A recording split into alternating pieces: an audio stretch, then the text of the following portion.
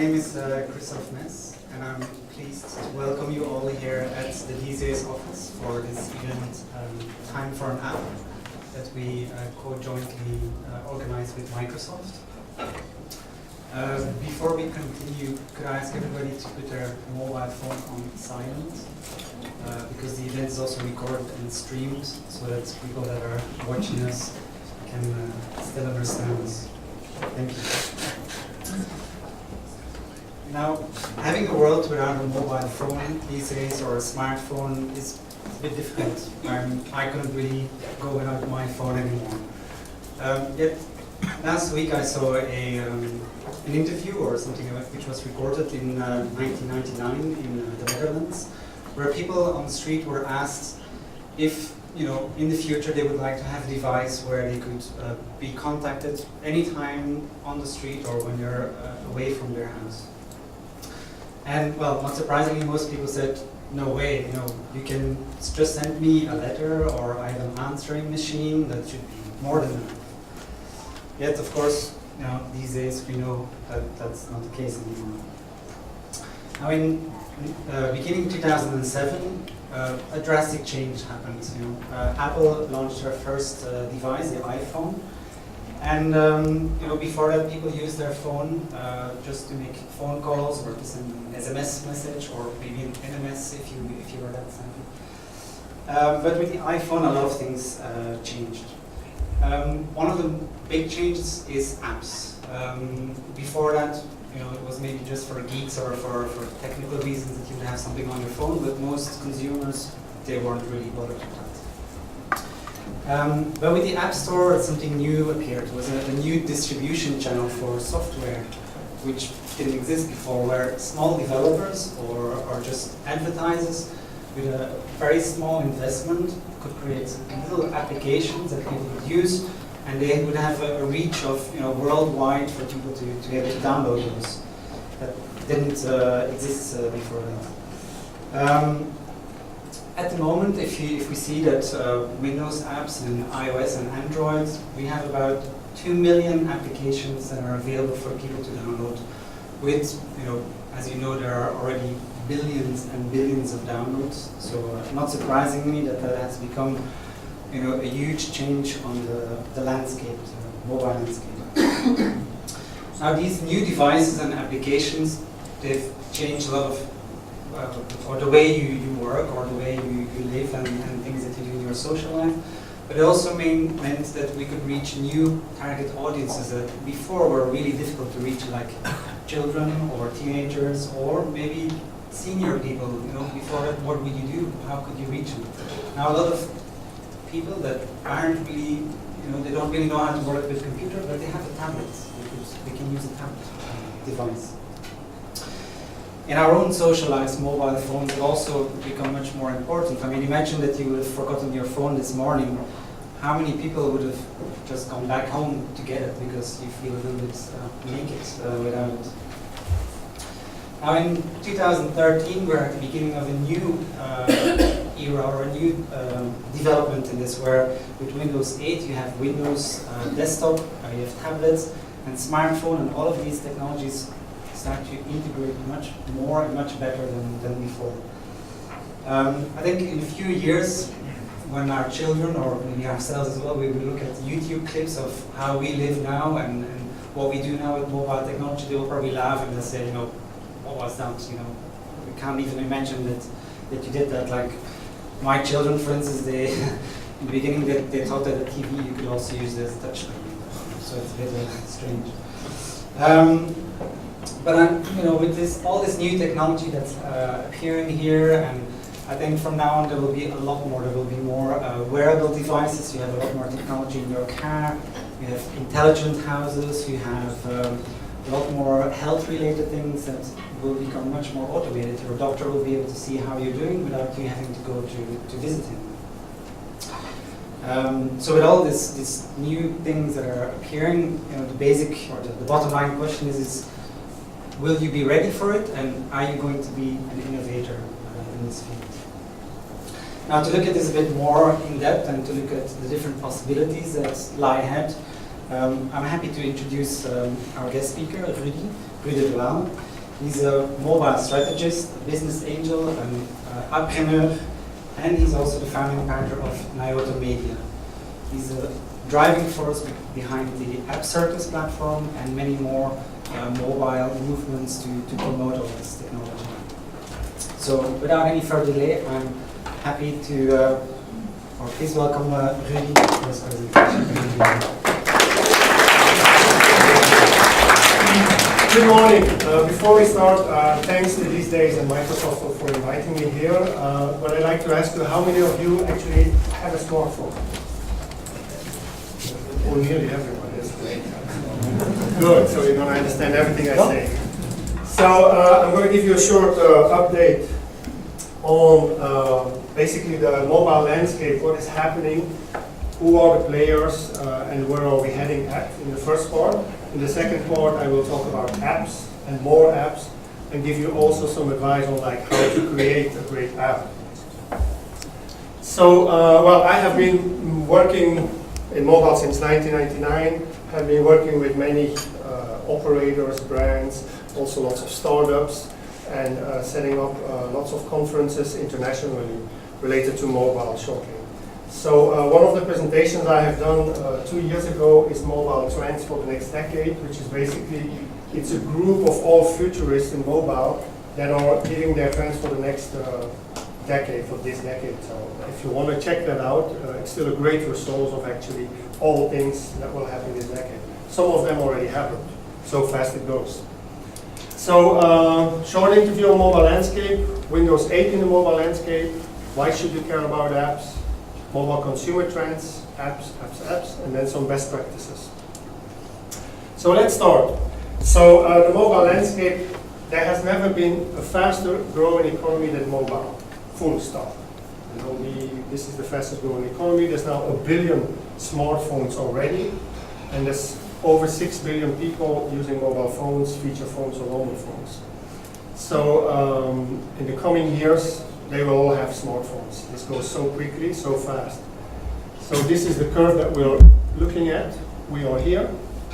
Yeah, so we can see the smartphone, the personal computers are still growing at a normal pace. Smartphones is like an incredibly fast curve, and tablets go even faster. So we are just in the beginning actually of this whole revolution. Mobile users will bypass internet users next year. So this is how fast it's going, yeah? This curve here is going really fast. So if you look at mobile phone market share statistics, Samsung is basically a market leader. Nokia is still there because they have still a lot of presence in emerging countries, feature phones and all that. And then we have Apple, ZTE, LG, and the others. If you look at smartphones though, Samsung is a leader, followed by Apple, and then Nokia, who lost a lot of market share in this area, and then RIM and HTC and others. So on the mobile OS market, the operating systems that are used is basically Apple and Android, and still Symbian, yeah? The three biggest players. Microsoft has 5% in there, RIM 8%. So what I predict is that basically Microsoft is going to eat that whole Symbian part. Yeah? So through their collaboration with Nokia, this is going to happen in the coming years. It's going to go really fast also. Also in tablets, Microsoft has lots of upcoming products, and they will take a market share in there. I predict there will be three main players. It's going to be Google, Apple, and Microsoft in 2-3 years' time from here. So on the operating system market share, of course, Microsoft is still the biggest player. I think there's 1.3 billion users still on desktop and laptops using Windows XP, Windows 7, Windows Vista, and then you see the mobile players coming in here. Smartphone adoption in Europe. We are now on the top EU5, which is UK, Spain, Italy, Germany, and France. There are over 50% of smartphone penetration in Europe. Smartphone, yeah, here you see them in detail. Yeah, with over 60% in Spain and nearly 50% by Germany. Penetration in Belgium is now foreseen like at 28%. Yeah? So it's according to various sources, some say 22, some say 25, others say 30. I think it's around 28. Yeah? Here in the room it's a lot more, yeah? But it should be like that. Yeah? You are the players. So if you look at the network, how 4G is going to be also influencing the penetration of better smartphone use. As you see already that like just by 2016 it will be over 32% 4G access. 4G is basically it's like browsing your TV or your mobile. Yeah, you can access any content, you can just download anything you want. It's so fast. So I don't know about the plans here in Belgium, but I predict that it's also going to be in 1 or 2 years time, 4G. Yeah. iPad has basically created a profound change, not only in because it's a great device, but mainly in the way that we access the content, how we access the internet. And also it opened up basically to children and elderly. Basically everybody can access the device, can play with the device. So they sold 67 million in 2 years' time. These numbers are from May last year. It took 24 years to sell that many Macs, 5 years to sell as many iPods, and 3 years to sell that many iPhones. That's the pace it's going. Actually, they passed the 100 million mark in October last year. Global tablet sales, according to Forrester, are going to be 375 million in 2016. So I predict there's going to be a lot more. If you see that Apple already sold 100 million last October and it goes so fast. Android is activating a lot of devices, and for sure other players will also be very competitive in that market.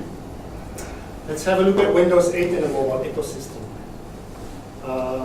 As you can see here already, again a slide by Forrester, is that Windows Metro, which has been renamed Windows 8 afterwards, will also take a big slice of the tablet market together with Google and iOS.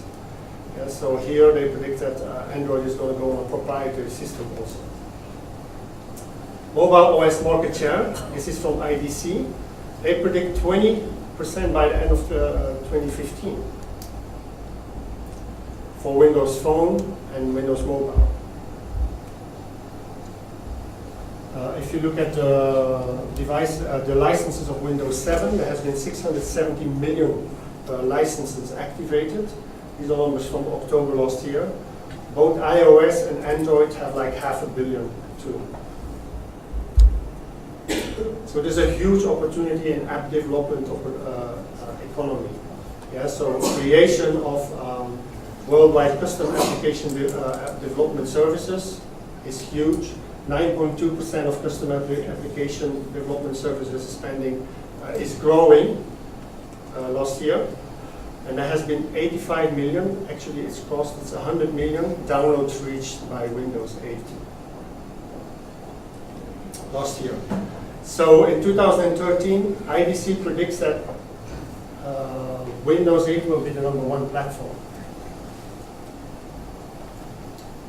So this all sounds great for Windows and Microsoft and the Belgian market, right? So why should you care about apps? Here's a short overview. Go where your consumers are. Do some little market research. What type of devices are they using? Do they use Microsoft? Do they use feature phones? Do they use Android? Do they use iOS? And also look where they are using it. The device also creates a better engagement and customer audience. Improve your company image. You create another media, it's a new media. You can basically get, sorry about that. So great PR and marketing tool also.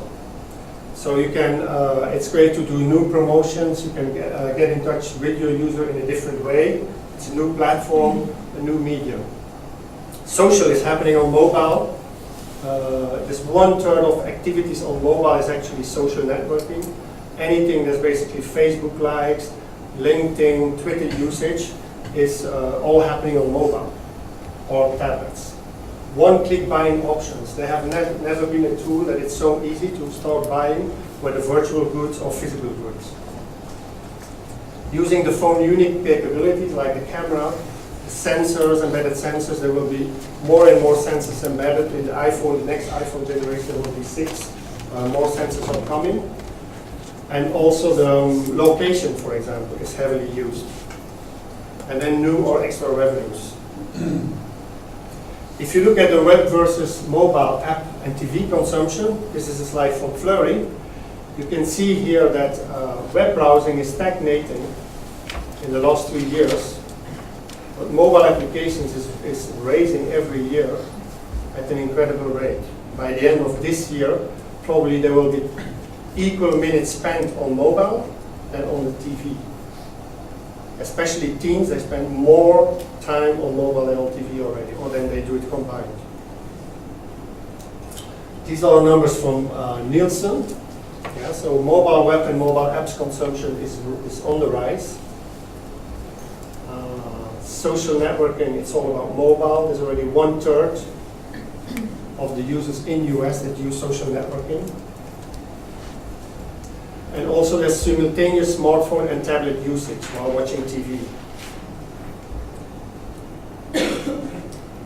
Tablets will rule the future personal computer landscape, so tablets will actually become an essential element in your setup of your home screens. You will basically operate all your screens from your device, whether it's a smartphone or a tablet, and in different places in your home.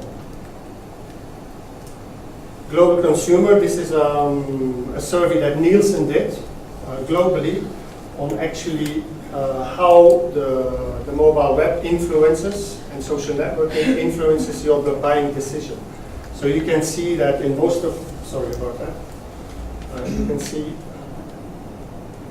in most of the continents it's already over 50%, nearly 70%. Europe is lagging a bit behind. The other markets are a lot faster, like Asia, North America, and even Latin America. In EU, the top 5, this is the activity, already mobile retail activity. 1 out of 8 is already buying things through the phone on the mobile. So whether it's clothing, books, consumer electronics, tickets, personal care type of thing. So what is actually happening is that there's more and more physical goods are bought from the mobile phone. Yeah, so it's not about virtual goods anymore, it's also about buying physical goods. Personally, I do already everything. You know, like I buy nearly everything to my phone. So all the biggest brands like eBay, Google, Amazon, they make it so easy, they create such a good user experience on the phone that you basically can buy with 1 click, you can buy products. 1-click shopping and also 1-click collecting. You can just click something and then go and pick it up. So easy. Some consumer trends. Here's a short video from J. Walter Thompson's with the 10 trends of this year, and you will see that most of them, or over 50%, are related to mobile. Have a look. Our top 10 trends for 2013 point to shifts that will help define and shape the new future. There's little unstructured time in today's busy lifestyles, but we're coming to realize that playtime isn't just for kids. Its benefits also provide a competitive advantage. Stress is mounting across the globe. As it gets more widely recognized as a serious and costly issue, governments, employers, and brands will ramp up efforts to prevent or reduce it. Everyday objects will get smarter. Technology will be embedded into everything, from shirts to watches to glasses, helping us to easily measure, navigate, and augment the world around us. As we generate more data than ever, and data analysis gets more sophisticated, brands will be able to predict what a customer needs or wants. Predictive personalization will usher in very precisely tailored offers and communications. Our smartphones are evolving to become wallets, keys, health consultants, and more. Soon they'll become de facto fingerprints, our identity all in one place. As our lives get more virtual, we'll place a premium on sensory stimulation. Brands will look for more ways to amp up stimuli to create more potent products and experiences. Shopping is moving beyond physical and online stores. Transactions will take place in new places and on new platforms, thanks largely to mobile technology. The peer-to-peer marketplace is expanding in size and scope, moving beyond goods to a wide range of services. We'll see it start to upend major industries, from hospitality and education to tourism and transportation. In an age when living publicly is becoming the default, people are finding creative ways to carve out private spaces in their lives. More of us will see happiness as key to achieving good health, and vice versa. We'll increasingly understand that happiness and health go hand in hand. Check out our full report at jwtintelligence.com. Yeah, they have a report with 100 trends for this year. If you can look it up online, it's very interesting. So as you can see, like over half of the trends are already happening on mobile. So some more trends I will point out: mobile snacking. So there's now already, I think, up to 65 female and 75% male consumption of mobile snacking. So people every hour go and check something on their mobile, whether it's a link they receive, some social media, some news item. It's people all the time go and connect to their mobile all the time. Mobile snacking. Multi-screen users, so since there are many more screens, the second screen, there's different setups that become available also of how people actually consume content. Many people now are actually, while watching TV or using their smartphone, browsing the iPad, checking product releases, things like that. So there's different setups also for marketers, how you will reach out to your consumer in these new spaces. Personal cloud, everybody will create its personal cloud, or all the data that you have, your preferences, your music, your content will be uploaded to the personal cloud. It will become more important, the cloud services, than the devices. Yeah. Internet of everything, there's now already 50 billion things connected to the internet. Yeah, so half of the connections on the internet are already things or devices or sensors. So this is going to increase over the time, and soon we now talk about the Internet of Everything. You will be able to interact with literally everything. Geofencing is a term that's used in marketing. It's actually where you can create a perimeter around your area. Yeah? So people use it in cities, around shops, around restaurants. So you can actually send notifications to people passing by. In London they use it already, Starbucks use it a lot, L'Oreal uses it, operator shops, things like that. In US too, it's all about local advertising, localized ads. Paperless education. Kids love the iPad, kids love tablets, they love to interact with educational apps. There's more and more educational websites also coming up, and platforms where actually anybody can teach anything to anyone. Intelligent objects. More and more sensors will be embedded in things. You have the Lego Mindstorm that starts using already little devices to embed in robots. Or you have the Sony Watch where you can already check your Twitter, Facebook things. There's the Google Glass and other devices like that. App stores, enterprise app stores. Microsoft will play a leading role here in enterprise app stores. So there are so many apps available, and it's really hard to find apps. If you're not in the top 50 or you don't have a lot of budget to spend to do marketing for your app, it's really hard to discover an app from your phone or from your tablet. So there will be more and more branded stores, and Microsoft is doing that for enterprise. So they create an enterprise app store around their Office products and other products, other cool Office tools that you can use for businesses. Big data goes social. So all the data, all the data that is collected every time you're checking with your phone, you do something with your phone, you take pictures, you connect, you shop. All this data is collected by everybody. Yeah? So data scientists will have a more and more important role in companies to analyze all that data to create better experiences for the consumer. So it's better for the brand because you will know more about consumers, and but it's going to be a really speciality also to define, to provide better services for them. But these guys are going to be the hotspots the coming years, for sure. Predictive personalization. Out of this data becomes more things available for the brand actually to do things with your consumer. Walt Disney just launched this Magic Plus band. They're going to launch this in March in Orlando. It's basically out of all the data they collect from their users on the website, they will create a better experience in Disneyland in Orlando. So things like the employees will know your first name, you will have personalization on your food, you can win points on certain games that you like and things like that. Retail on the go, yeah, one-stop shopping.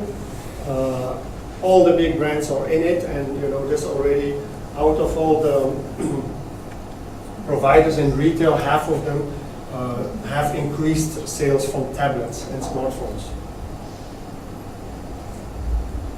Self-service type of services, airlines are making it more easier for the user to check in your luggage, boarding passes. In retail stores, there will be also apps that actually permit you to do your scanning. Knowing more about what your user is actually buying will also be easier to send him instant promotions. And then also in health and self-monitoring, there's a lot of activity of people taking their health in their own hands. This year will be the year of Microsoft. They launched Microsoft Surface in Windows 8 last year, and I'm sure we will hear a lot more, and there will be a lot more things about Microsoft this year. Okay, so apps. It's a billion number play, you heard it already. Apple had 40 billion downloads in December.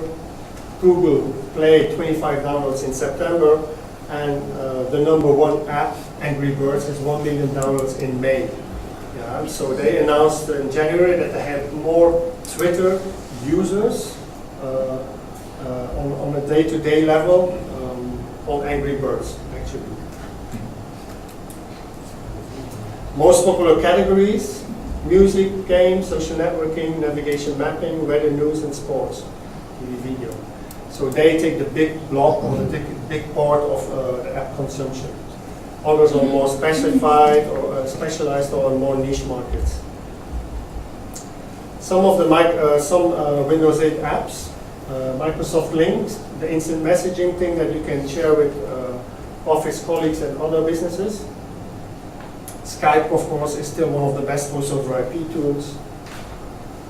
Wunderlist, anybody of you uses Wunderlist? No? Okay, then I'll give you the demo.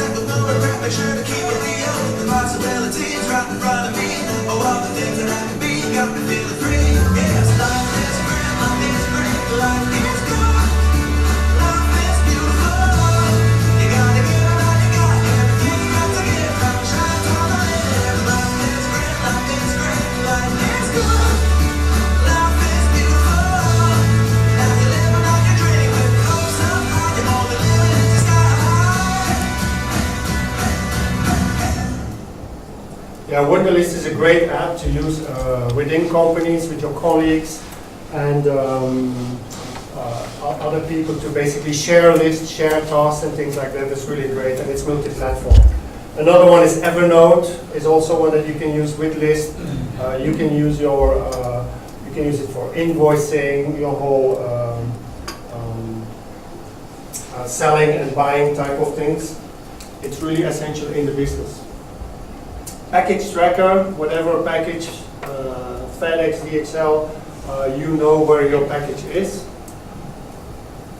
And then Box Simple Secure Sharing from Anywhere, which is an app that lets you share any type of documents from any type of device anywhere. Yeah, great Windows 8 app. There's now 125 or over 125 Belux apps in the store. You can check it out. I think Microsoft will have some more information on that, and there will be some demos after my presentation. Here is a campaign how big brands use mobile in their campaigns from Volvo S60. They use some augmented reality in one of their product launches.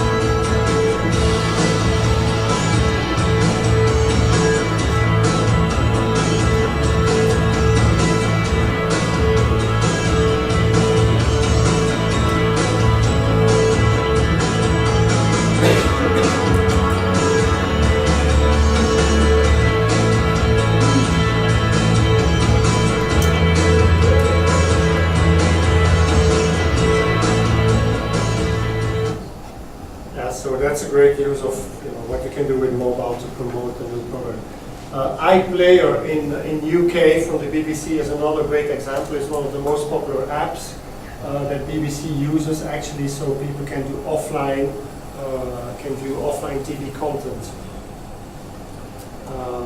It's available on the iPad. I think they hit the 200 million mark on a daily monthly usage. Over 200 million people are actually using the hits that they get from iPlayer. Other great things that BBC is doing, for example, is food. Yeah? Food is one of their most popular items on the website that people connect to. So what they did is they have building apps. One app, a free app that gives free recipes. And then what they did is actually they create paid apps for every specialized type of food, like Indian food, Italian food, or whatever type of special food you can provide. Also, they create magazines around it, and they sell magazines on monthly level. And so they create a whole new business out of something that was free. Nike, my favorite app. Who uses Nike Plus? It's great, no? For me, it makes you run better, it makes you run faster, it basically improves everything you do. You can set up your own objectives. It makes you really improve your running and your health. The fun thing is also that with the social features, when somebody likes your run on Facebook, you can actually hear an applause while you're running and things like that, so it's really fun. They are mainly now, they launched that training club where they go even further with actually launching a personal assistant in the fitness club.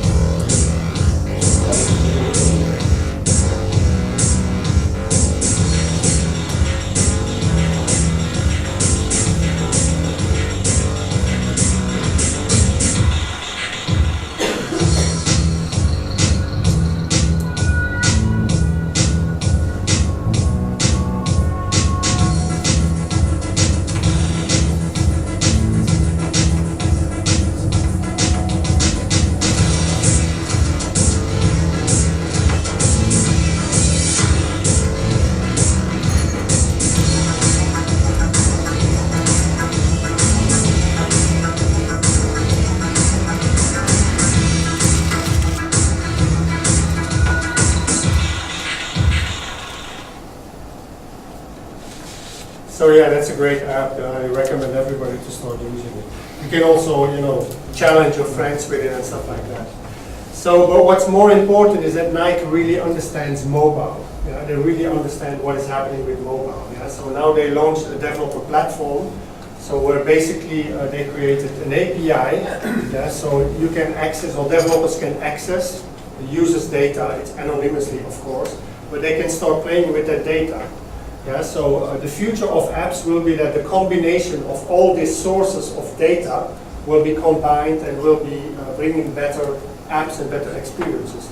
Just imagine that Nike or the data that you get from your running activities, your fitness activities is combined with your food, your calories, your heart rate, things like that, and you have a better description that any doctor could have.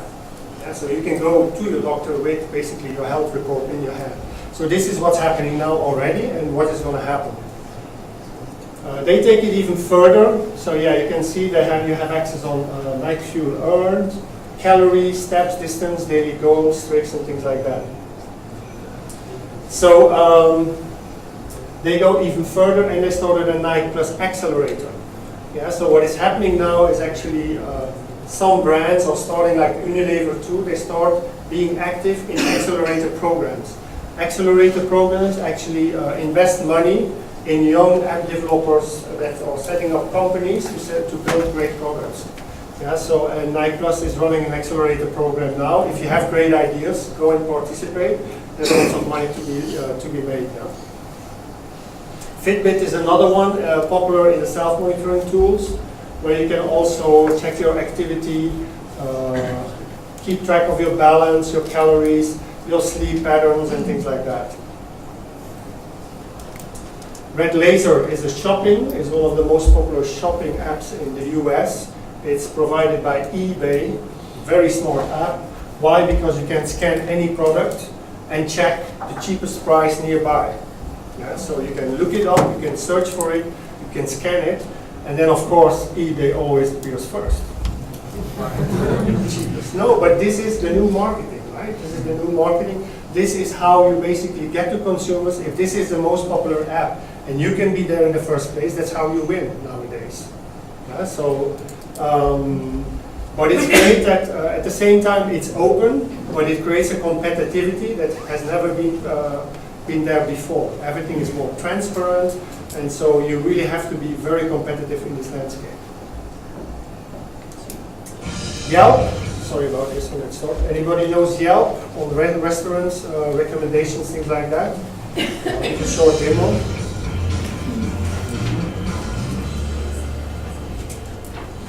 I've been given the important task today of picking a lunch place for me and a few friends at the office. And rather than going to the same old usual, I'm going to use my smartphone, my Android, and an app called Yelp to help pick the perfect place. Together with GPS, we're going to do something a little fun today. There are several apps that can help you find a restaurant when you're on the hunt, but our choice is a fantastic little app called Yelp. So now I select restaurants, and I get either a list or a Google Map-like interface showing me all the nearby restaurants. All of this information is given with a rating, a price range, and whether they're open or closed. No clicking into websites or advanced screens for the basic information you'll need. Yelp also has this really cool feature built in called augmented reality. It uses the phone inside your camera to help map out your searches in real time. It's a real eye-popper. From the main screen, try clicking the monocle button. Check this out. Hold up your phone like you're taking a picture, and virtual push pins will hover over your display if there's a search result nearby, in this case, a restaurant. Here's a cool place called the Poorhouse. It's got 4 stars, and it's close to everybody. Let's check it out. If you want to see what kind of food they serve, and maybe skim a few reviews, just click on the tab, and you'll get photos of the food, along with a web link, a phone number you can tap to call, and other useful information. Yeah, here we are at the Poorhouse. Now, rather than texting my friends or even emailing them, I'm going to make it a heck of a lot easier. All of the folks at the office use the application Yelp, so what I'm going to do is use the check-in feature. That way, they'll know exactly where I am. Let me show you how it works. First, in order to check in, you're going to need a username and a password arranged. but you only need to do it once, and the app will remember your information for the next time. From there, just press check-in, and the push notification is sent through the air to my colleagues, and they'll know where to find me. The app is easy to use for basic information, but there are filters, bookmarks, quick tips, food recommendations, and more under the hood if you need more. As you can see, GPS and apps really do go together. Virtually everything from finding locations and even decisions on where to go are easier with apps like Yelp. And because Yelp is available for free on almost every smartphone, there's no reason not to try it. The best part? Well, you got it, right? So the key thing here is that actually the great apps, they make, the user is in control. You enable the user to do things on your platform, right? And then the user loves that, yeah? So, and it improves the product. GPS for the Soul is one of my latest favorites. This came out from Huffington Post in January. It's a great Zen application, after your business day, the stress of the whole day. It has some great features. Yeah, so there's a built-in sensor that tracks your heartbeat. Yeah, from your flash. Yeah, from the camera flash, basically. It has guides also from people like Deepak Chopra and other people to relaxation, meditation, things like that. It has a breathing pacer. Yeah. So after a while that you use it, it starts knowing you and it will send you messages when you have to take a moment to relax, things like that. So I just love these things. It's very social also. Deepak Chopra is another one in this area. That he has tons of apps on yoga, meditation, things like that. So they're very cool apps actually. So basically any idea, anybody can start a great app. Yeah? If you have some unique content and you just think of delivering a unique experience, something valuable to the user. Okay, best practices. So know your customer, know your audience and customer. As I have mentioned before. Know your competitors is very important. Have a look at the app stores, what your competitors are doing, what types of apps that they're building, what's the level of interactivity they're using, and all that thing. So have a look at them first. Define minimum viable product. I will go all through that in detail. Responsive design versus native app. Everybody heard about responsive design. It's the new design style for multiple devices. Wireframe, storyboard, app development, start coding, test and debug, free or paid decisions you need to take, and then launch and market strategies. So know your audience. The most important is like if you make an app, can you make your customer happy? Does it make something easier for him? Does it bring value for him? Is it cheaper to use? All these things that you can, parameters that you have to weigh in before you start making an app and take your decision.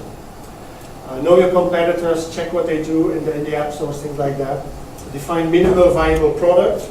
I think it's essential that you think about a minimal viable product, about an app that has the minimum features to create a maximum experience. Yeah? So think about Virgin Atlantic, who started with one Boeing between two destinations. Yeah? Just one Boeing, one investment, and it was just a plane going up and down, New York and London. Groupon started with a WordPress blog and PDF coupons. Yeah? So you don't need a lot to start a big business. Yahoo started with a page of links, we know all that, and then iPhone or iPod basically created the smallest tiny player ever. So it's interesting to know also when the iPhone came out, and most users, they wanted a cut and paste type of feature, and they wanted to search to look for your contact base. And Apple didn't provide that. The most important they thought was actually to have a phone, to be able to browse the web, and to have a camera. Yeah? So you can start with reasonable, simple things, and then add the features later on. Mobile responsive design is now actually used by big brands. The main agencies use it. It's basically create a responsive design or web page that will fit for every device. So whatever device connects to your web page, the web page will analyze and push the right content to the device. Here you see some examples of time. you know, how the content is adapted to the different screens. Yeah, whether it's a BlackBerry or feature phone or smartphone. Other great examples are Starbucks is doing great work in that area, BBC, also Walt Disney. So whether you need to choose whether you create a page with responsive design or a native app, the pros of a native app is that it's easily monetized, you have access to the device sensors on the phone. Once downloaded, the content is easily accessible, and content is available offline. If you have just the pros of a responsive website, you can bypass the Apple Store. Basically, you don't have to wait for the approval and the whole process. There's no user intervention needed to download an app. Content distributed is cross-platform, and content updates are driven by CMS. So there's other tools like PhoneGap, Sensa, or Accelerator that also let you create hybrid apps. Yeah? So by using HTML, CSS, and JavaScript. So this is a cheaper option, basically, to become available on any type of platform. Yeah? So you can use it. I have a short demo. PhoneGap is a cross-platform native development framework. It enables you to essentially write native applications for various mobile phone platforms with HTML, JavaScript, and CSS. It's super easy. If you know HTML, CSS, and JavaScript, you can build a PhoneGap application. So PhoneGap is free to download from PhoneGap.com. You can just start writing HTML and JavaScript, compile it with PhoneGap, and install it on your phone and run it. So PhoneGap runs on iOS devices, iPhone, iPad, Android, BlackBerry, WebOS, Symbian, and Windows Phone 7, and there's lots more platforms on the way. Yeah, the interesting thing here is that basically, this is more technical demo, so I'm not going to show you all of it. It's that you create one content and it will fit on any device. Yeah? So it's usually a cheaper option if you want it started to mobile immediately. Wireframe and storyboard. So if you build an app, you have to go to your wireframes, think about the interaction with the user and your product. It's always great to write them down on paper first. Yeah? Storyboards, create your visuals, how your app is going to look. App development, start coding. Whether you decide if you do it in-house, you build an in-house team, or you do it with external developers, you can pretty easily start coding an app in 2 weeks to 2 months' time. Yeah? So depending on the complexity. Test and debug. Yeah? Don't forget that you need to test it with people. Do some beta testing with people in your network on different devices that it works. Don't forget to budget to maintain the app, because once your app is out in the store, you will need to update it.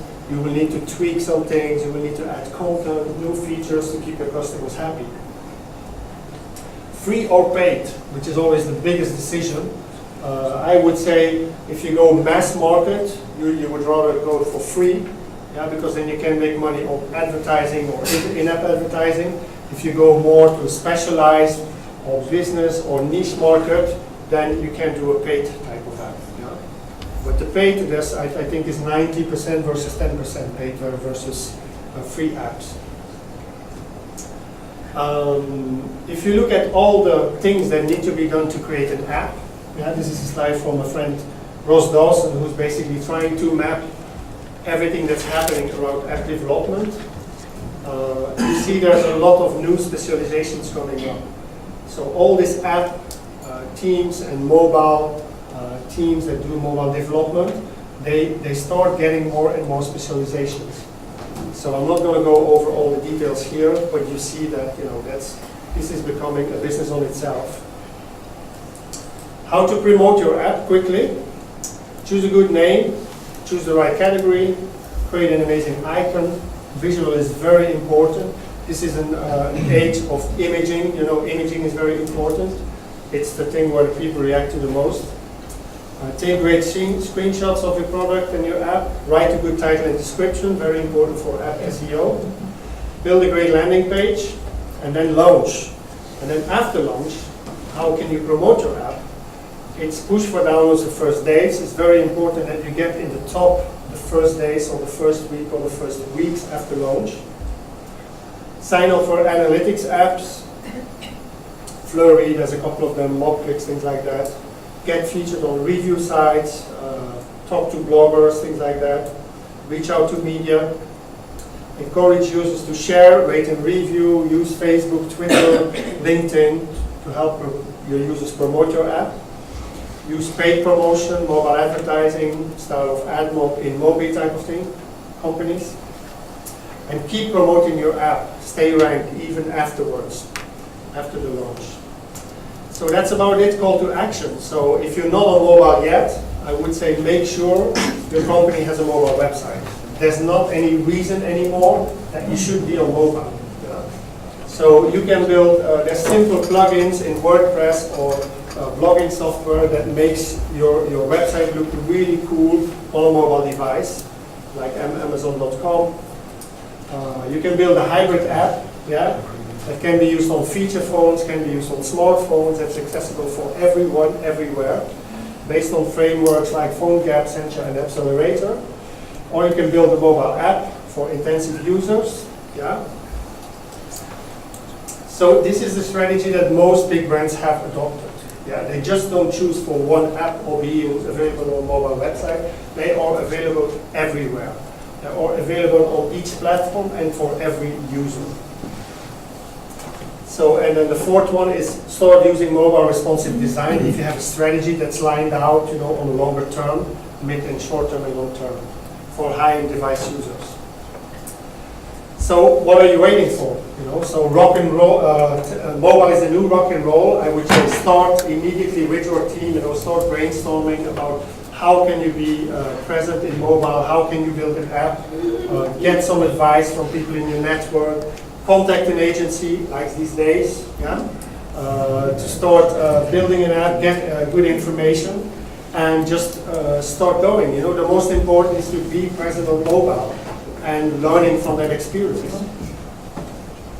So the longer you wait for the future, the shorter it is. Thank you.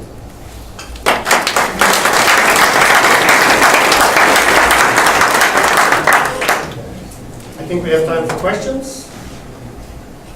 Yeah, questions?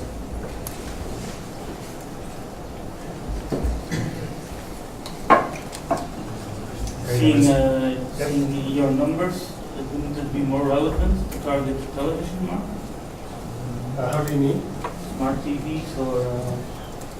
I think smart TVs, application, what is happening is applications come to any device.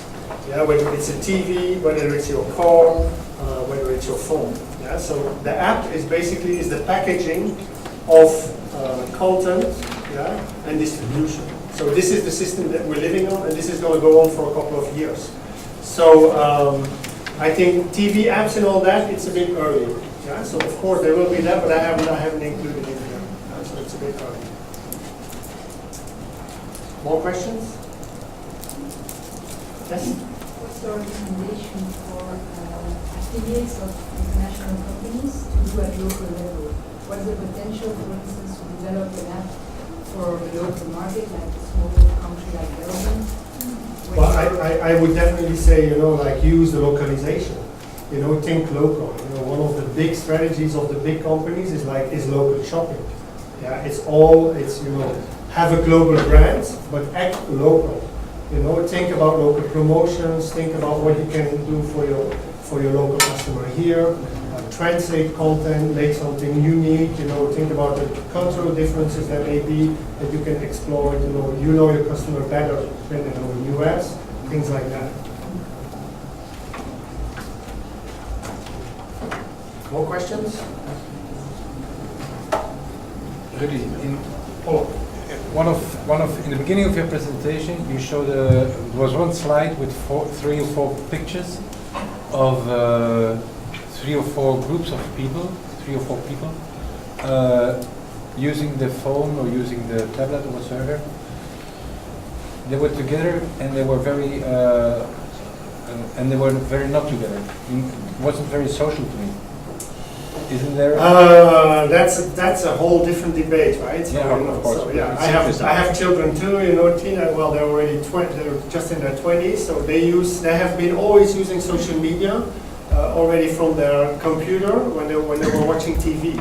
Yeah, so they just communicate differently. Yeah, so if you talk to teenagers, it's not because they're on their phone that they're not together. Yeah, so in that moment, they might be all on their device, or there's pictures of, like, you know, a group sitting at the restaurant at the same table and they're all on their device.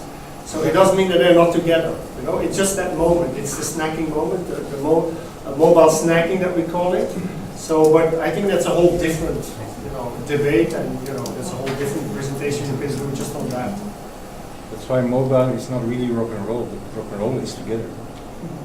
Well, they are together, you know, like all this whole mobile sharing and things like that, you know, and social thing. It's a different way. It's their generation, right? So I compare, like, the Billboard statistics. It's like the top apps. If you look at that, it's like Billboard statistics. In the 60s, 70s, you know, everybody was playing rock and roll, but there were only the Beatles and the Stones who were making money, right? Or there's only the top 10, top 50 who makes money. That's the same in the app economy. However, there's thousands of people building apps, having fun with it, who will never make money, you know, but they enjoy it. It's just a different generation, Paul. Yeah? No, I understand, I'm old. More questions? Yes? The first of your presentation was to push for downloads. Push for? For downloads. Yes. And we can see Well, you have to use... Can you repeat the question, please? Oh, sorry. Yeah, okay. You have to use basically every media that you can use. Yeah, so you can use existing media. You can use, you know, networking. There's lots of groups of people who are target groups, or talking about things. So you post messages in there. You can work with notifications, with SMS type of things. So there's lots of combination of everything. Yeah? So think about the most massive push that you can do, you know, for your launch. there's nothing inside platform like Windows iTunes Store push. Yes, you can do in-app advertising, of course, right? So you can, but that's the paid advertising. Yeah? So.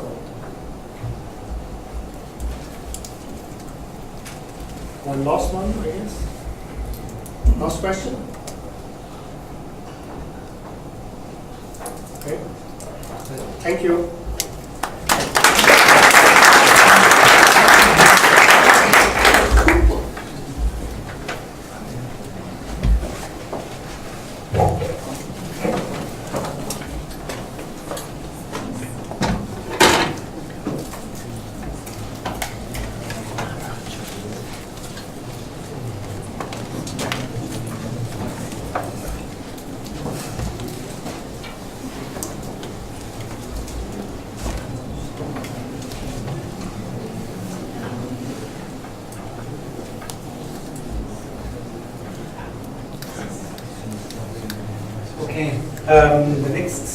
The next half an hour, I think, we're going to show you, I will show you one presentation about responsive design a little bit.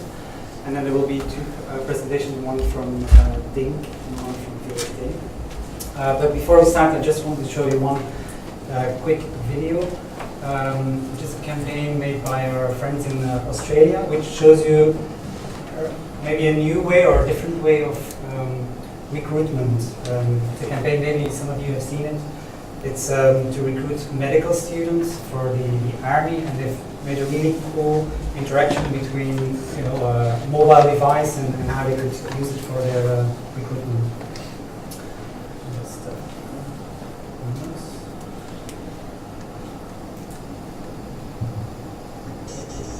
The Australian Defence Force is looking to find the best medical students in the country. But how do you find the best? With medically diagnosable posters. Introducing Mobile Medic, an interactive education challenge like no other.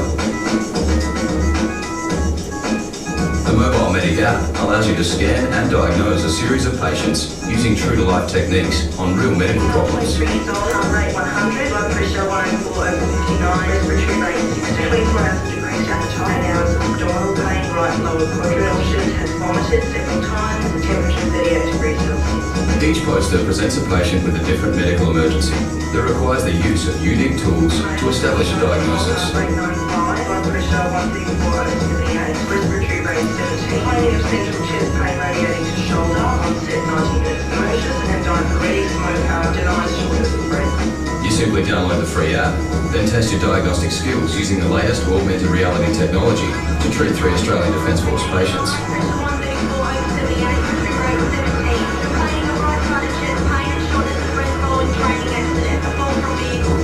So keep an eye out for the Mobile Medic Roadshow at your university from September for your chance to prove your skills and win an iPad 3. Brought to you by Defence Force Recruiting. I chose you already more interactions that we previously know. It's a very interesting case. Just close this. So, as you've seen in Rudy's presentation, there's lots of ways you could go mobile. You could make a mobile website. You could go for an app. And responsive design is something that's come up, the last year and a half, 2 years. It's become more and more popular. So I just want to go very briefly through, what is it and show you a few examples. So what is responsive? If you look at it, it means react quickly and positively to a situation that changes. If you look in real life situation, something which exists is the museum, we see the Institut du Monde Arabe in Paris. The whole facade is made out of diaphragms, and when the sun comes on it, diaphragms close and open, so it reacts to its environment there. Now, what is it ideally? Of course, ideally means that you have one interface for all capable devices. One interface means you only have one web view, and we optimize it for all the different users as good as we can to get them the best possible experience. Now, practically what we do is we use techniques to check what the screen width is of the device. So is it a mobile phone, portrait, landscape, or is it maybe a TV? That's possible.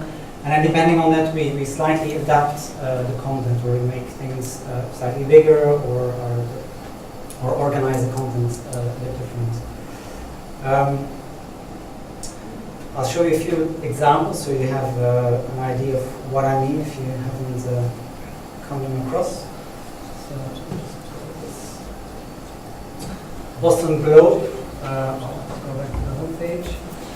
It's a very cool example where they use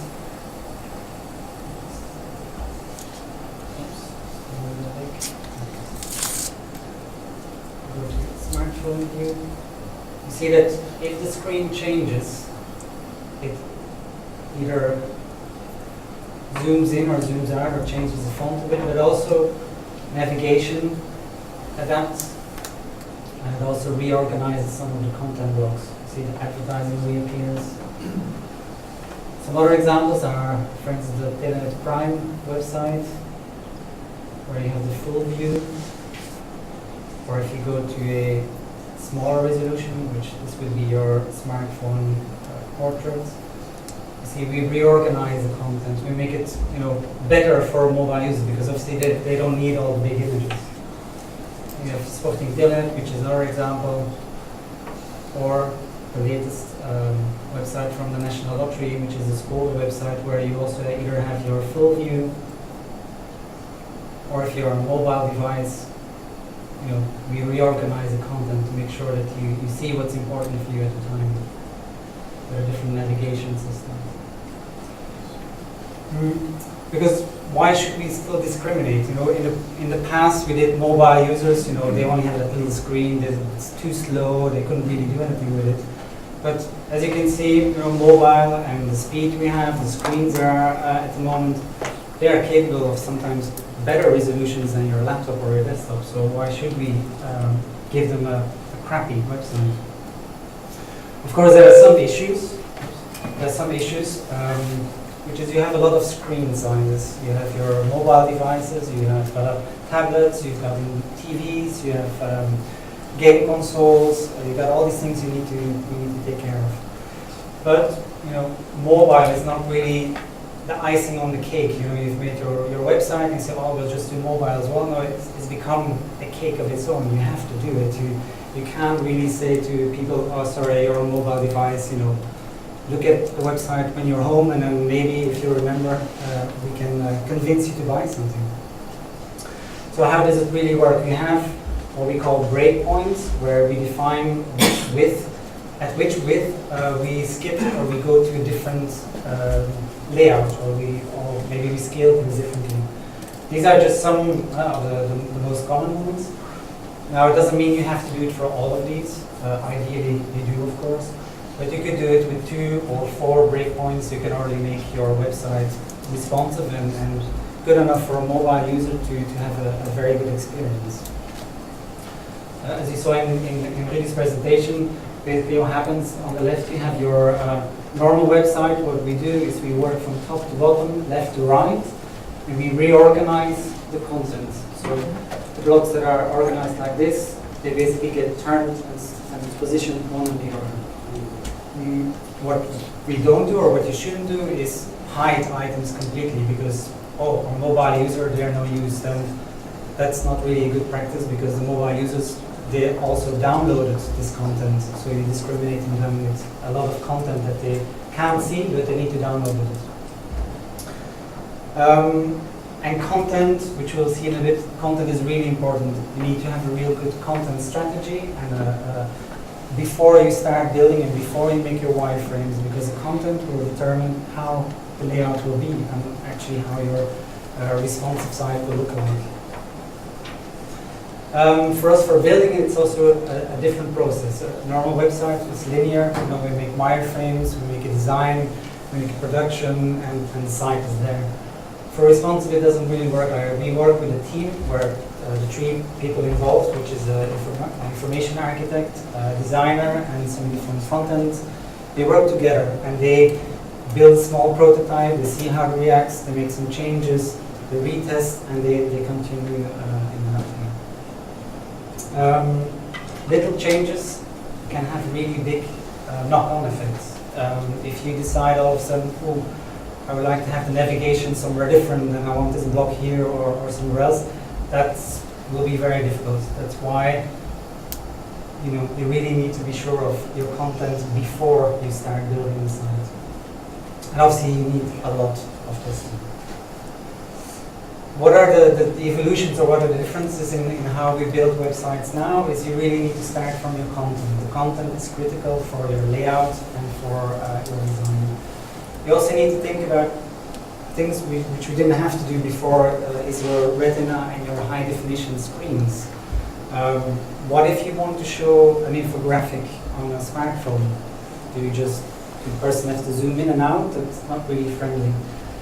So those are our new challenges we need to overcome.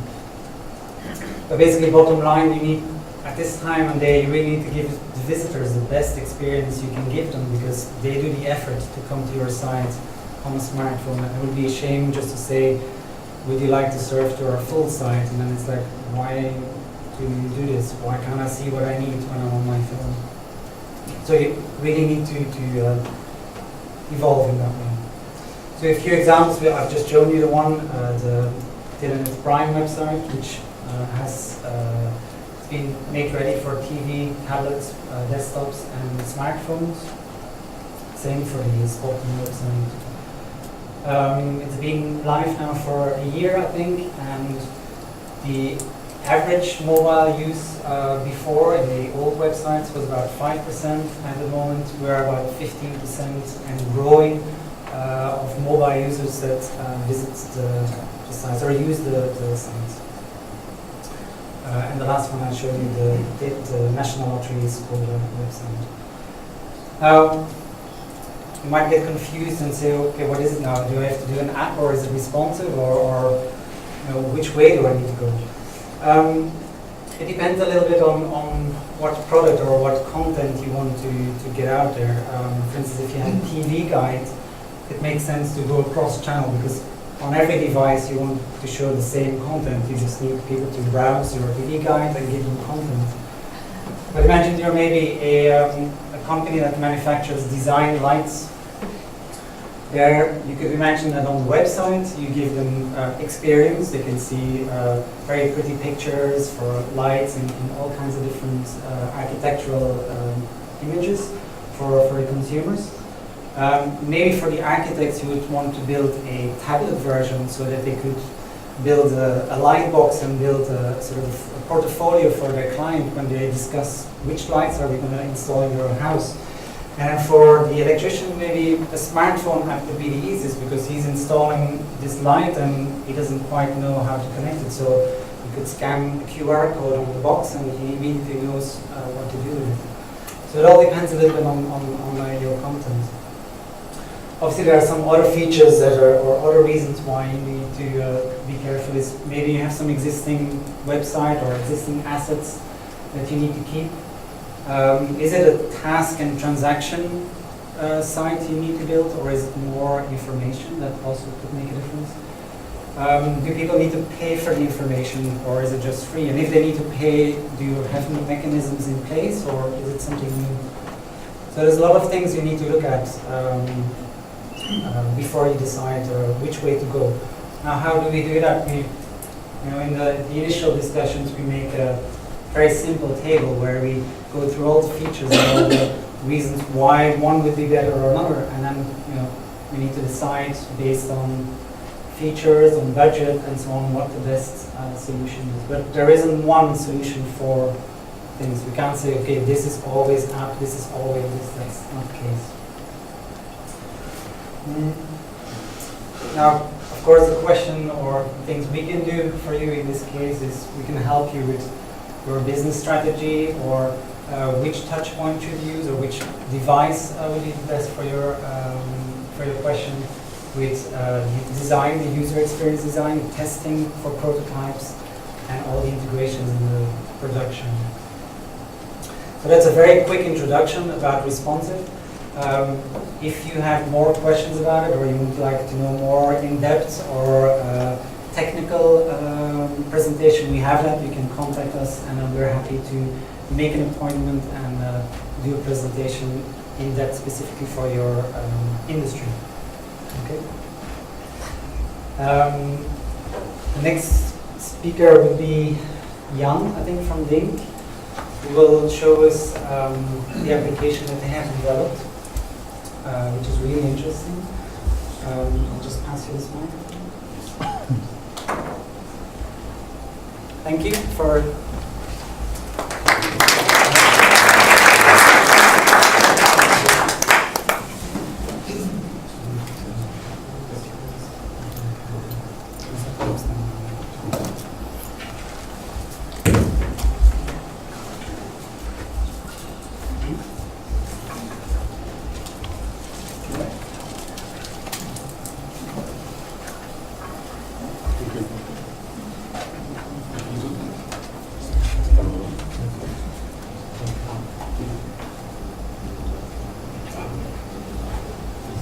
Hello. Good afternoon to everybody. I only have 10 minutes, short pain. So indeed, my name is Jan Dedene. I'm from an Antwerp company called Dink.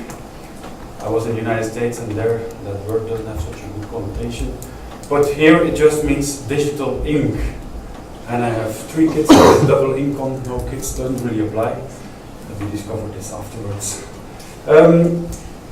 We are a software company. We developed a platform for making sales more effective using the fantastic tablet device that I have here with me, and I will hold it in my hands and use an old-fashioned PC still to give my presentation, because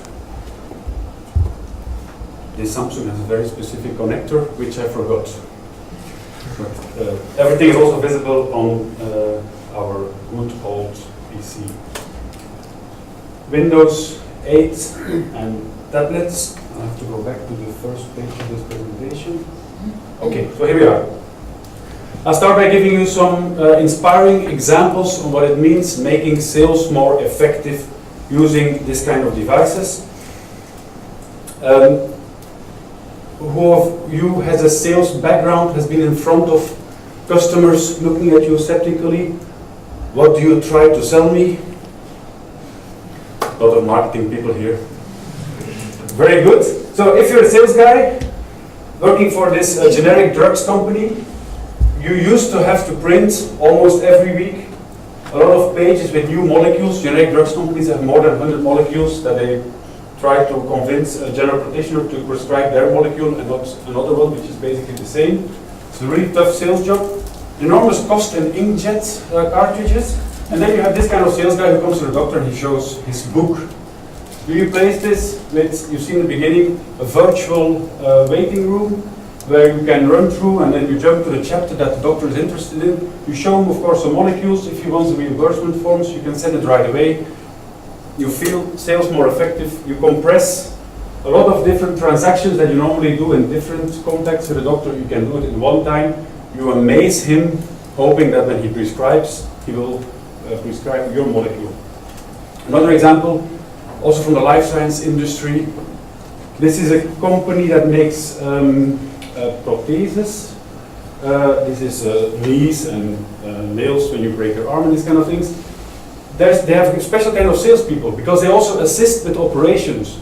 So it's not just the regular sales guy who sells the product, he also has to be able to explain to a doctor clinically during an operation how it works.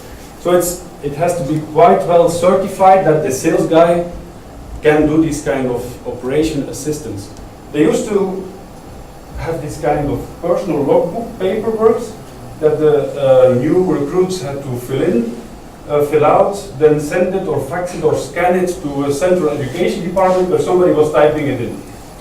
As all these salespeople have an iPad with our app, one of the publications we put in there, one of the tools we put in there is a logging system. When they do an operation, they can do digital signature by the surgeon when they did the operation and these kind of things. So it's another tool that makes those onboarding salespeople much more effective. Partina, that's a Belgian example, you all know. They have the Partina shops, well, one pilot shop now in Hasselt. If there is a customer waiting for a consultant to be ready to give them some advice on how you run your business, your social security, as a startup company or independent, you typically have, while you're waiting for the consultant to be free, you have this kind of stand where you can take a brochure. If it takes too long, you'll maybe take the brochure with you and you leave. Now we've put there 2 iPads where you can look through a lot of information, you can leave your email address, you can ask for an appointment, and when you leave, at least a lead is generated if you would not have time to wait for a consultant.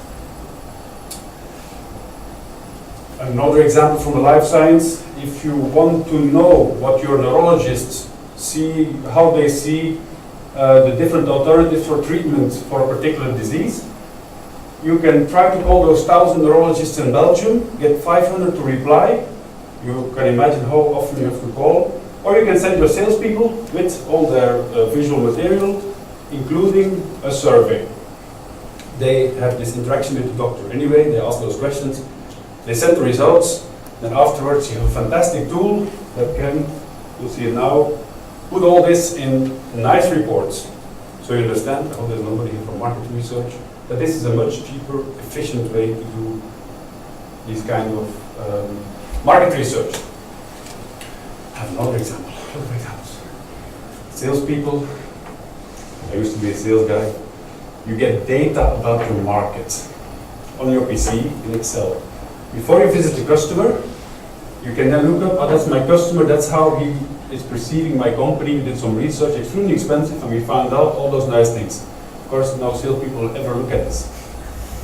We put in that same library of sales material a visualization of this kind of horrible data tables, where you search for your doctor and you get immediately his name and his profile and his perception. In 2 clicks, you know, okay, that doctor is using my competitor, that's what he does. Okay, I go in and I know exactly what I have to tell him. Ding. So there were some examples of what we do using our toolkit for making sales more effective. So, how does it look on Windows 8? I will in parallel show you the demo, so people who are close to me will see that this is also working in real. kind of magically enlarged demo through this PC with no connection. So now I press on this interactive presentation. So what happens is all magic. I know, I pressed too hard, so see something. So if you go from paper to digital, it's a revolution, especially in sales. Of course, what happened in publishing, we discussed this many times, Olivier. The first tablet magazine, you take a PDF and you put it on tablet. Nobody wants to read it. Of course not, it's not made for it. Same happens with sales enablement. You download an app, you put some PDFs in there. Salespeople, why are you not using it? It's so much more easy than taking the paper. Yeah, on tablets with these PDFs, it's totally inconvenient. So we think by using an interactive platform that can add all those sales effectiveness enhancing features, you can really give salespeople tools to close more deals faster. And that's when they will really like to use these new devices. So what do we enable? That you can engage with the customer, so not just present, push those 100 slides, but jump right away to slide you ask the customer, what are you interested in? You jump to slide number 10, if you still think in PowerPoint terminology. You grab relevant info by, for example, making a calculation or a simulation of his total cost of ownership. You get back the information that they provide you. You measure it, you benchmark it with all the other customers you've seen. And very important, you push the information from a central point to those tablets. There's always, well, there's a lot of tablets used in sales environments where the sales information is distributed via email. It's very inconvenient for the salespeople, as they are never confident they are on the road with the latest price information, because they have to look themselves for the information, put it on their tablet. And we think a system where the information is centrally pushed and is always up to date is much more comfortable for a sales guy. So he is empowered to sell more. Still the same page. Looking a bit more at the environment around this kind of sales application, and this is especially enabled by the Microsoft environment. On the iPad, it's very often in an enterprise environment, it's very isolated. IT, how to say it in a polite way. A lot of IT systems or CIOs in enterprises use a lot of Microsoft systems, so they are really happy that there's now also a tablet which seamlessly integrates with the full Microsoft backend, which we also see as a great environment for integrating the front-end sales tools into the back-end sales infrastructure, CRM, ERP, all the systems that analyze the customers can now be also integrated with this front-end device. So how does it look then? If you would not have Bing, a sales guy could find his sales information on SkyDrive, he could take his notes on OneNote, he could make his sales reports in the CRM, for example, the dynamic CRM, and the content would be created in PowerPoint. You all know when you go and visit the customer, you waste more time preparing the customer than you can actually spend with your customer. So I think without Think, the sales guy is actually the integrator between these different functions. And that's exactly what Think wants to do. We'll make sure sales guy doesn't have to waste any more time with PowerPoint, find somewhere that presentation is emails or SkyDrive or Dropbox because it has been sent to him by marketing at some point. He has to take notes somewhere and then paste them in the Dynamics or in the CRM. No, you do it in one place, you put all that information in Think, you find back all that information, and you can focus on selling. Yeah, so we have a number of references. We have now more than 1,500 users in the field. Important is that when you create all this interactive content, we have a tool, it's like a PowerPoint, where you can put videos and text and even surveys, everything together. So everything you've seen in the first examples is put together with a tool consisting of modular components. And that's what we refer to here, reusable engaging components. So you don't need to develop the code for having a video in your presentation, in your interactive presentation. No, you just drag, like in PowerPoint, video, put the video, press publish, and the video is available on the tablet.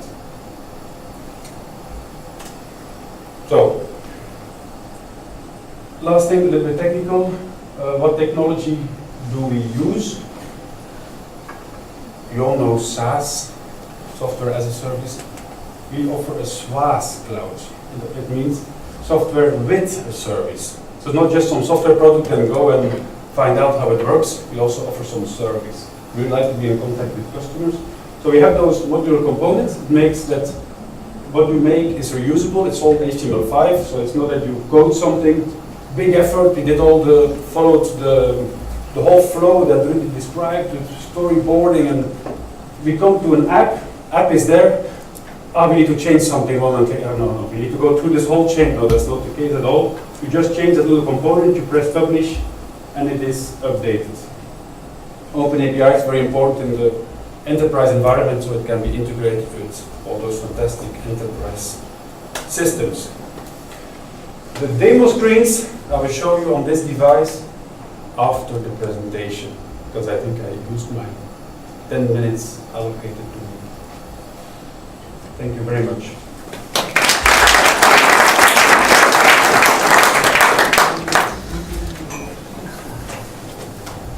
Thank you, Jan, for this presentation. I think we have one more demonstration from Peter from VRT. He's going to show, or he's going to explain a little bit about an application that they created and what the procedures and the process was and what the difficulties were during this time.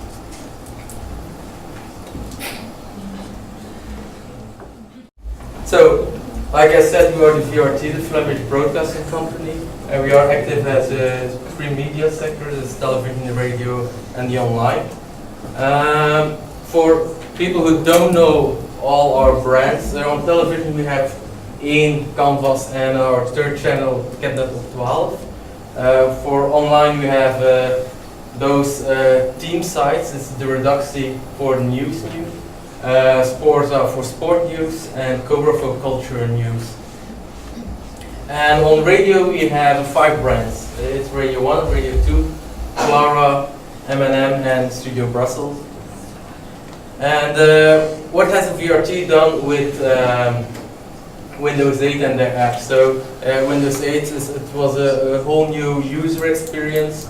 It was also the first operating system of Windows that had an app store. So VRT was, of course, interested to participate in this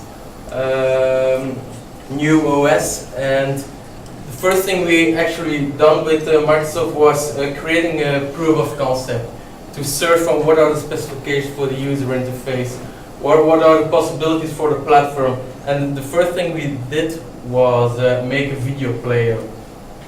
Because of some constraints with Flash, there were some issues, but we were really happy with the things we've learned about it, and we decided to make an official app.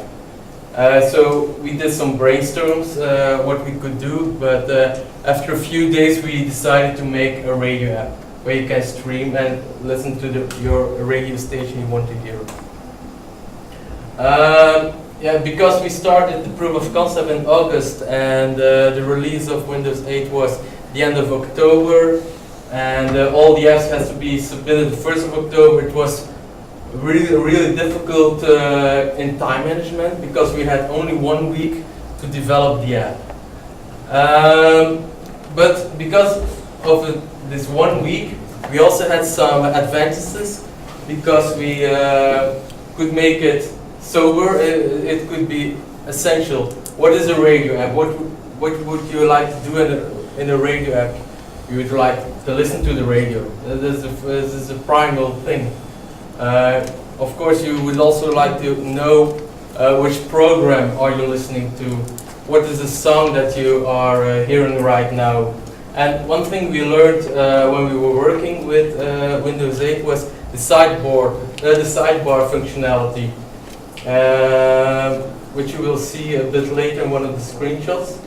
And because we were already working for the proof of concept with Microsoft, we extended this partnership, and we continue working and collaborating with Microsoft. And the app that we were going to make, the One Radio app, It was being developed by Little Miss Robot, but after our first meeting, we just said, well, no, we're not going to do one app where we have to choose which radio station you would like to hear. No, we just said, well, okay, we're going to go straight forward and we will make 5 apps with the same technology, because at VRT we have a lot of resources. We have services, the streams are available and so on. So if you could make one technology and use it in all these apps, but just change the stream and so on, it was really easy to make a dedicated app for one radio brand. And so a person who is interested in Radio 1 but doesn't want to hear Radio 2, just download the Radio 1 app and they are happy.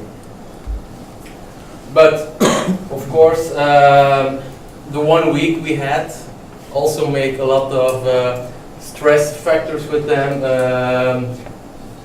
for the evaluation, because when the apps were submitted, everybody was pretty relaxed and happy that they were submitted, but there were also some negative side effects, because what was a problem was getting the developer account validated.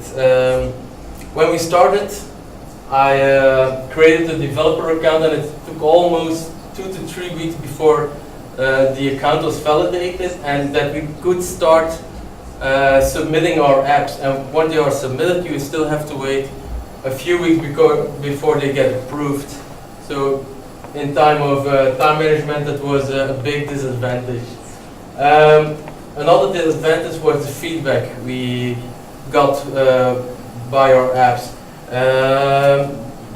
The negative feedback, or the first time we submitted it, it was disapproved because of 3 reasons, and the reasons were just took out of a textbook and pasted in the report, and it was very unclear for us what was actually wrong, what has it tested, and what was the result that they had.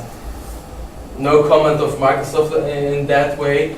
And also what was very strange for the development and for the VRT was, so the 5 apps we created, they were the same. The only thing that was different was which playlist they had to look at, and the radio stream that they have to get. And the 5 apps, so we submitted them at the same time, and 2 of the apps were immediately approved, and 3 other all had different negative points, like not playing, when you take a stressor. But when we tested it, we didn't have any problems with it. So it was very strange for the approval process. But what was very positive about this whole experience for us was the participation with Microsoft. They were a very good partner with it. They gave us a lot of feedback, and when we were having problems with the global Microsoft corporation, they were always there to interact with them and try to solve everything instead of doing it ourselves. Also, the collaboration with Little Miss Robot was very good because they had 1 week, and they completed everything in 1 week, and the support afterwards was also very good. And one thing I'm very happy about is the dashboard developer account. It was, because of the time constraint, very easy to find everything, so I was happy about it. So, but how does it look right now, our radio app? So it's very easy, it's just the logo of the radio station with a box symbol to show that it's playing, then with which program it is right now, and then the song and the artist of the song. So, and this is in landscape and portrait mode, and this one is with the sidebar functionality, where you have on your right side you can still work or view websites and so on. So, all right.